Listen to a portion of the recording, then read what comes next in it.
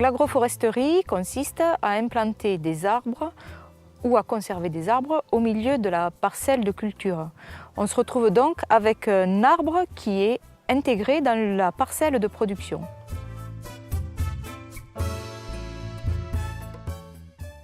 Quand on parle de système agroforestier, on pense aux haies champêtres qui vont par exemple protéger la parcelle contre le vent, qui va amener des auxiliaires.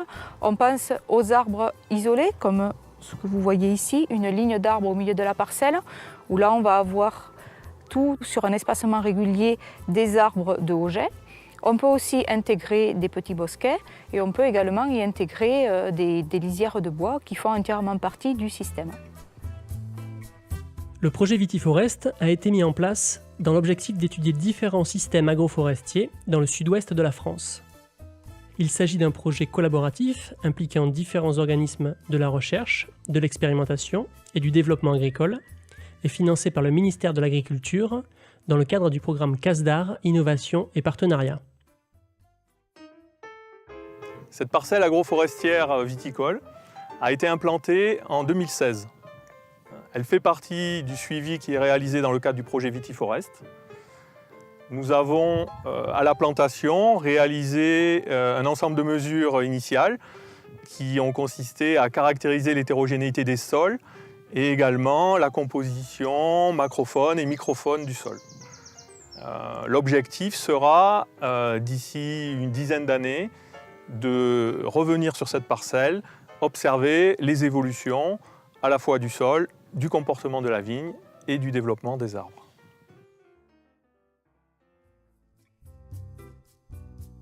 Quand l'on plante un arbre agroforestier, on va essayer de tout mettre en œuvre pour que notre arbre arrive à pousser dans des bonnes conditions.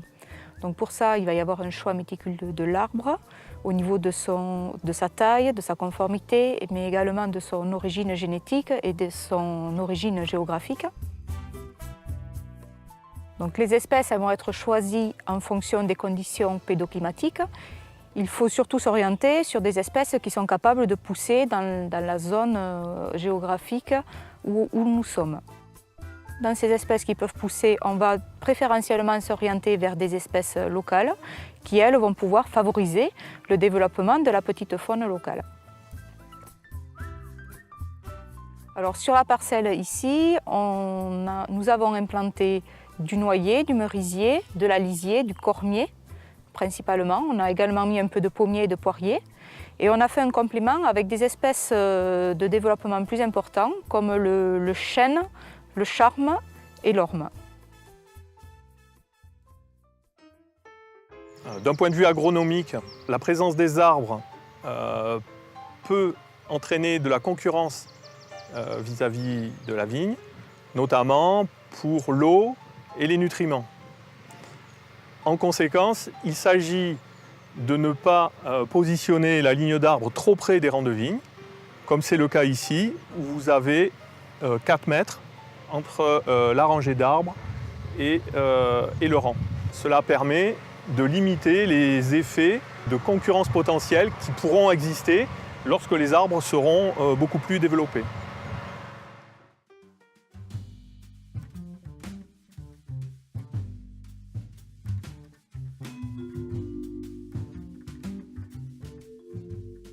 Vitiforest a été l'occasion de développer des approches un petit peu novatrices pour suivre l'impact du microclimat sur plusieurs parcelles viticoles dans le sud-ouest de la France, notamment celle-ci, qui se situe à la Gardère dans le Gers, avec des arbres qui sont relativement hauts et qui déjà ont un petit impact sur le microclimat, sur l'environnement immédiat de l'arbre.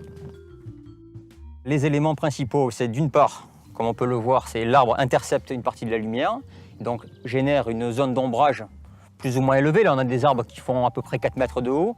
Et évidemment, ça induit des surfaces d'ombrage relativement limitées. Là, on voit que la vigne n'est absolument pas impactée par l'ombrage. Le deuxième phénomène important qui peut expliquer l'impact des arbres sur le microclimat de la vigne, c'est l'impact de la turbulence.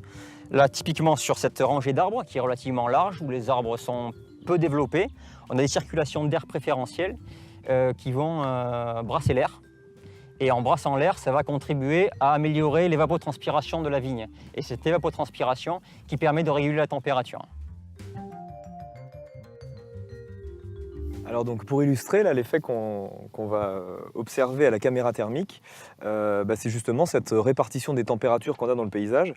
Donc le principe c'est à peu près le même que quand on est bras nus et on ne transpire pas, on se met au soleil, on va avoir une certaine température de peau, on sent bien que on va s'échauffer avec le rayonnement du soleil, la température de la peau va monter. Et le moyen qu'on ait pour réguler, c'est de transpirer. Et cette transpiration, alors ça on le sent très très bien quand on sort de la douche, quand on sort de la douche on est mouillé, et là on régule bien notre température, on a une température tout de suite qui baisse de quelques degrés.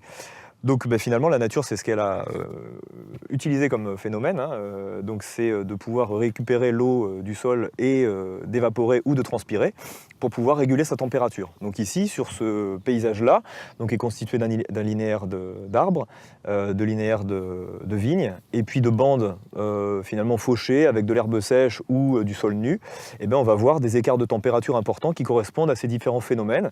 Soit j'évapore, soit je transpire, soit j'ai plus d'eau et je fais ni l'un ni l'autre, et là je monte en température. Et là, en température superficielle, on voit qu'on a des températures qui peuvent monter jusqu'à 57 degrés là, en ce moment, donc il est proche de midi, donc sur la bande enherbée fauchée là. Et puis on a des feuilles sur le côté, les feuilles de la vigne, qui ont accès à l'eau par le linéaire sol-plante et qui réussissent à capter l'eau du sol, à transpirer au niveau des stomates des feuilles, et on régule la température en transpirant à 24 degrés, à peu près 24-25 degrés. Voilà. Alors que si on n'avait pas cette capacité de transpirer, des feuilles sèches monteraient comme le sol ou l'herbe coupée à peu près 50-55 degrés. Le troisième élément, c'est l'interception de l'eau de pluie par les arbres.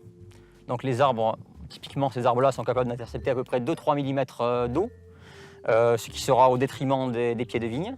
Donc c'est l'interception aérienne par la canopée et la compétition pour l'eau du sol, pour l'accès à la ressource en eau du sol, qui va induire une concurrence qui doit être déjà assez marquée sur les premiers rangs de vignes. Donc la conséquence, c'est qu'on a des sols plus secs. Les sols plus secs, ça va générer des températures un peu plus élevées.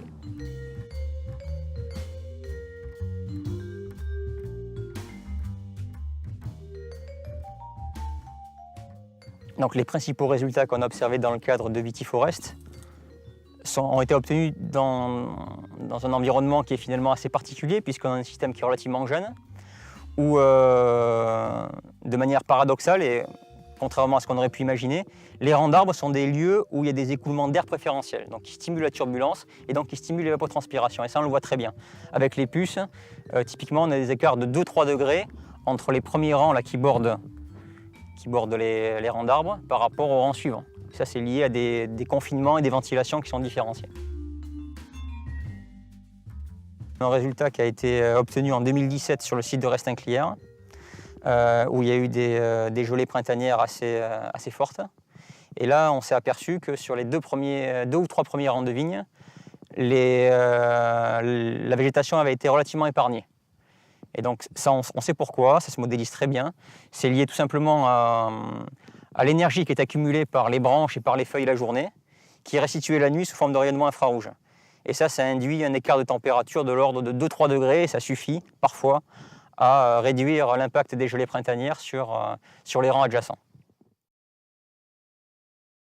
C'est mon père qui a planté les arbres en 2007.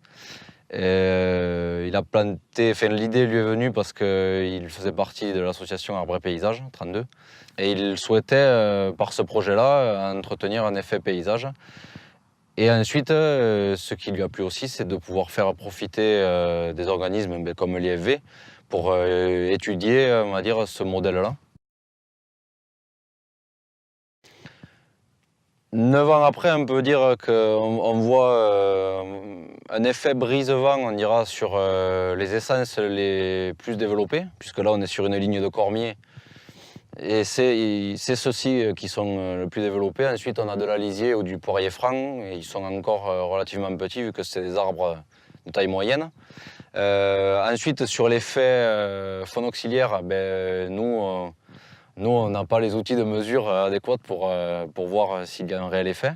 Et il n'y a pas, pour l'instant, on ne voit pas d'effet concurrence des arbres sur la vigne. Et pour l'instant aussi, on n'a pas, sur le mode de conduite des arbres, on n'a pas souhaité les tailler en tétard. On a souhaité les laisser se développer dans leur forme naturelle. Et on ne voit pas d'effet négatif par rapport au passage des engins ou quoi que ce soit. Je dirais que c'est un concept qui ne me déplaît pas, puisque pour l'instant, je n'y ai pas vu d'avantage. Mais je n'y ai pas vu d'inconvénient non plus. Donc, quitte à continuer le projet qu'avait mon père de modeler le paysage, moi je suis tout à fait d'accord avec ce concept-là, quoi.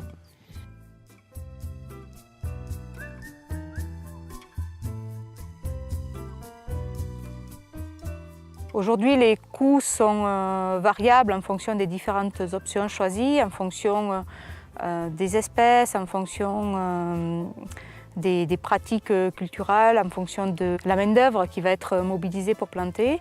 Les coûts peuvent aller de quasiment rien, dans certains cas, à 1 600 € l'hectare.